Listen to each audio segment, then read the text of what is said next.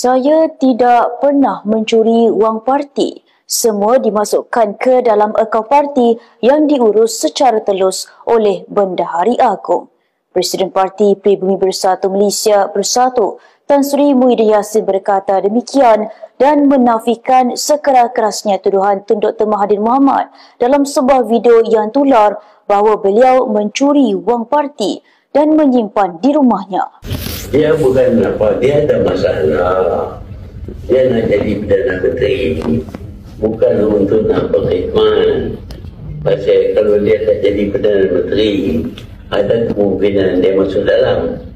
Pasal dia pun curi duit. Saya tahu. Duit parti. Duit bagi kepada parti, dia tak bagi kepada parti, dia simpan di rumah dia. Tuduhan pada saya ialah saya salah guna kuasa. Tuduhan pada saya terima rasuah. Mana saya terima? Wallahi 1 sen pun tak masuk poket saya, dia masuk pada parti. Dia masuk pada parti.